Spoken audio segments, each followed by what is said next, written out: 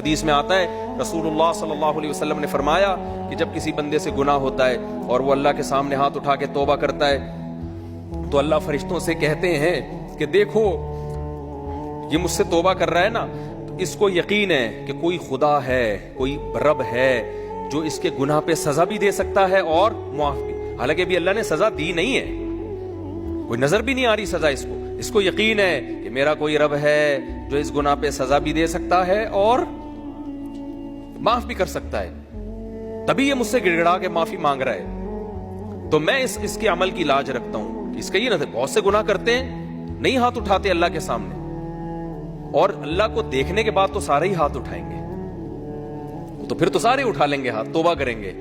اللہ کہہ رہے دیکھا نہیں ہے اس نے، میری آیات پر ایمان لایا ہے، میری نشانیاں دیکھ کر، میرے پیغمبروں کی دعوت پر لبیک کہا ہے، تو اس عمل کی لاج رکھ کے میں اس کی توبہ کو قبول کروں گا۔ حدیث میں آتا ہے پھر وہ دوبارہ گناہ کرتا ہے، پھر دوبارہ اللہ کے سامنے آ کے معافی مانگتا ہے۔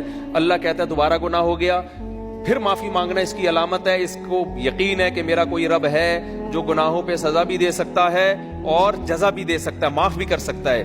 تو پھر یہ معافی مانگ رہا ہے۔ نبی صلی اللہ علیہ وسلم کی حدیث کا مفہوم ہے 70 دفعہ بھی کوئی گناہ کر کے 70 دفعہ توبہ کرے گا تو اللہ اس کے اس جذبے کی لاج رکھ کر اس کے گناہ کو معاف کرے گا۔ اس کا مطلب یہ نہیں کہ آپ 70 دفعہ گناہ کریں، مقصد ایک سمجھانا ہے کہ توبہ میں تاخیر نہ کریں۔ تو اللہ معاف کیوں کر رہا ہے؟ اس کے اس توحید والے نظریے کی بیس پر کہ اس کو پتا ہے کہ مجھے گناہ معاف کروانے کے لیے میرے پاس اللہ کے سوا کوئی آپشن نہیں ہے۔ تو توحید اللہ کو بہت پسند ہے، شرک سے اللہ کو بہت زیادہ نفرت۔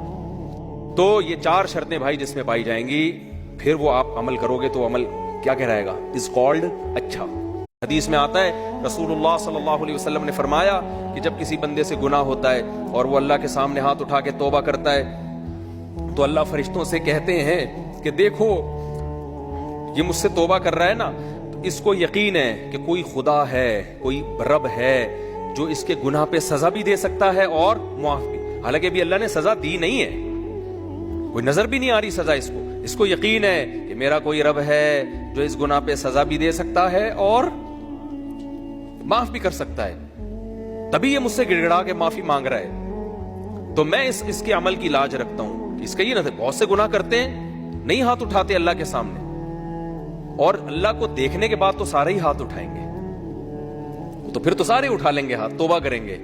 اللہ کہہ رہے دیکھا نہیں ہے اس نے، میری آیات پر ایمان لایا ہے، میری نشانیاں دیکھ کر، میرے پیغمبروں کی دعوت پر لبیک کہا ہے، تو اس عمل کی لاج رکھ کے میں اس کی توبہ کو قبول کروں گا۔ حدیث میں آتا ہے پھر وہ دوبارہ گناہ کرتا ہے، پھر دوبارہ اللہ کے سامنے آ کے معافی مانگتا ہے۔